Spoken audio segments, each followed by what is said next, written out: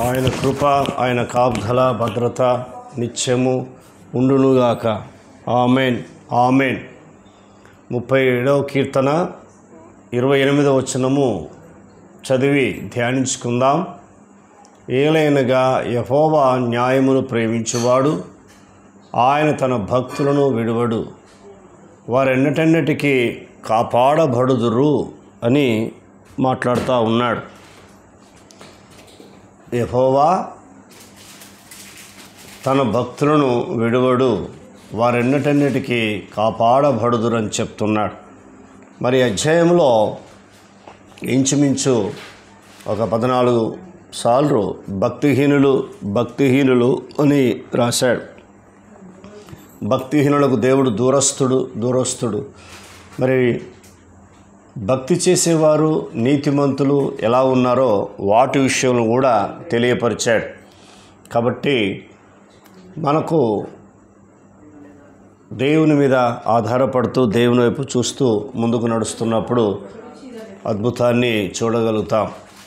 కాబట్టి ఆయన నీతిమంతుడు, నీతిని కలిగిన యేసుక్రీస్తును కలిగి ఈ లోకంలో ఆయన యందు భయభక్తులు కలిగి నడిచిన వారందరూ నీతిమంతులు. ఆ నీతి వారిని ఏం చేస్తుందంటే ఉన్నతమైన స్థితిలోకి తీసుకెళ్తుంది.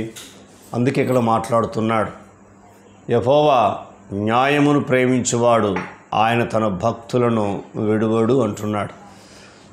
ఎంత అద్భుతమైన మాట చూడు. ఆయన తన భక్తులను విడువడు, విడిచిపెట్టే దేవుడు కాదని పరిశుద్ధమైన గ్రంథము తెలియపరుస్తుంది. రెండోది ఏమంటున్నాడు, వారెన్నటెన్నటికీ కాపాడబడతారని చెప్పాడు. ఎన్నటెన్నటికీ కాపాడబడతారని చెప్పాడు.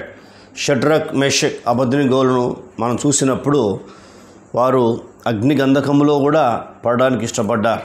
ఎందుకంటే ఆ అగ్నిలో దేవుడు ఉన్నాడు కాబట్టి ఆ అగ్ని వారిని ఏమీ చేయలేకపోయింది. కాబట్టి వాళ్ళు సాక్ష్యం ఇచ్చారు, ఈ అగ్నిగుండంలో నుండి మా దేవుడు మమ్మల్ని రక్షించుటకు సమర్థుడు అని వాళ్ళు ఒప్పుకున్నారు.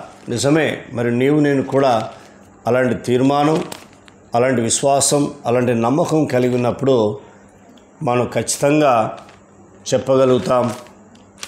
కాబట్టి ఆయన ఎవరు, ఆయన ఏమై ఉన్నాడో మనకు తెలియాలి. తెలిస్తే మనకు అర్థమవుతుంది.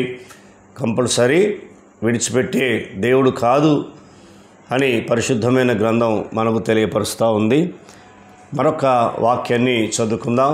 దానియేలు గ్రంథము 6వ అధ్యాయము 23వ వచనాన్ని చదువుకుందాం.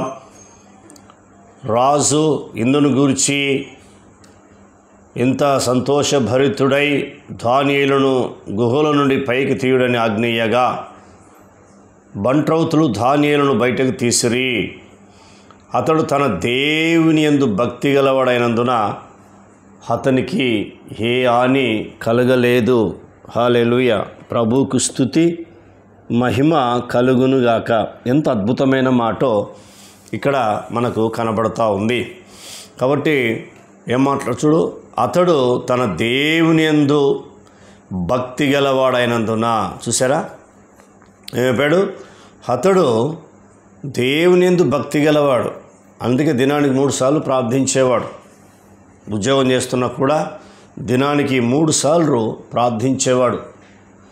మరి ఈయన 4 రాజుల దగ్గర పనిచేశాడు.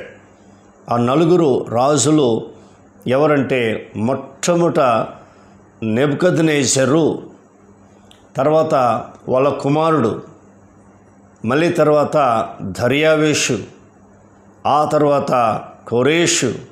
అంటే 4 రాజుల దగ్గర ఒక్క దానియేలు పనిచేయగలిగాడంటే ఆయన ఎంత మంచి భక్తుడో మనం 23వ వచనం చూస్తే మనకు అర్థమవుతూ ఉంది. కాబట్టి భక్తి, చాలామంది ఇప్పుడు భక్తిలో దిగజారిపోతున్నారు, భక్తిలో వెనుక అడిగేస్తున్నారు.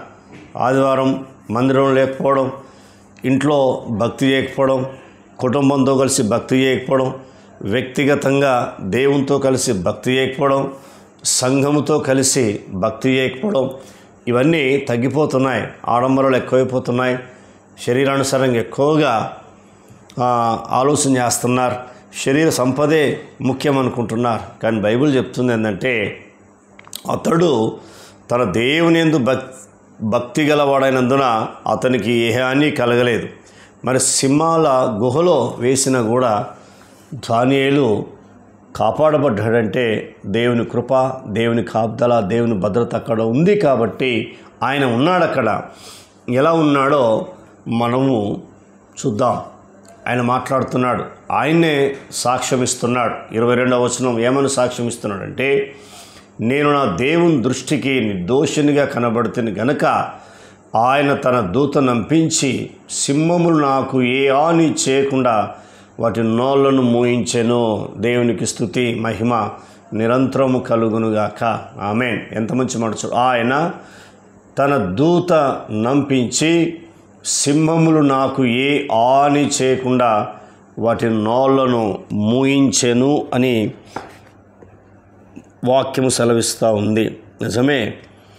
మరి ఈనాడు కూడా దుష్టుడు గర్జించు సింహం వలె ఎవరిని మింగుదనని వెతుకుతూ తిరుగుతున్నాడు. అందుకే చూడు, కుటుంబాల్లో గొడవలు, అలజడ, శ్రమలు, బాధలు, కష్టాలు, దేవునితో సరైన సంబంధం లేకపోవడం, దేవునితో సరైన సహవాసం చేయకపోవడం, ఇవన్నీ జరుగుతూ ఉన్నాయి.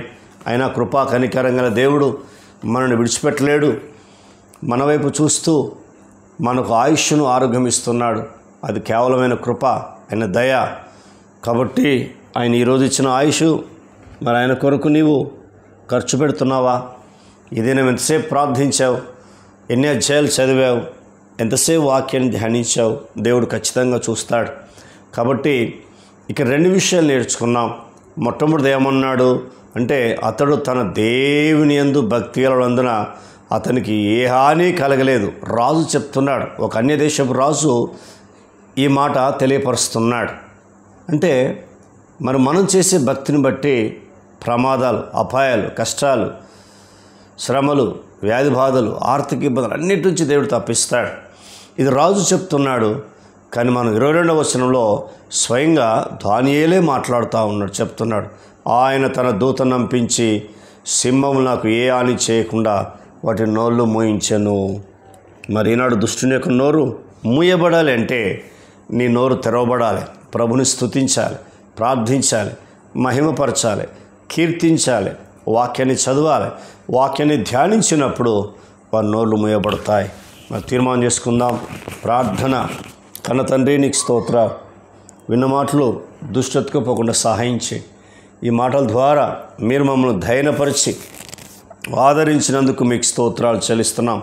యెహోవా న్యాయమును ప్రేమించువాడు, ఆయన తన భక్తులను విడువడు, వారు ఎన్నటెన్నటికీ కాపాడబడదురని మీరు మాతో మాట్లాడుతున్న ఈ లేఖన భాగాన్ని బట్టి మీ కృతజ్ఞతలు చెల్లిస్తూ, అయా మమ్మల్ని కూడా మీరు కాపాడుతున్నందుకు వందనాలు. అనేకమైన అపాయాలు, ప్రమాదాలు తప్పిస్తూ ముందుకు నడిపిస్తున్న మీ కృపకై, మీ ప్రేమకై వందనాలు చెల్లిస్తూ యేసుక్రీస్తు నామములో అడిగినవన్నీ పొందుకున్నాం తండ్రి. ఆమేన్. ఆయన కృప, ఆయన కాపుదల నిత్యము మనందరికీ తోడై ఉండి నడిపించునుగాక. ఆమేన్, ఆమేన్, ఆమేన్.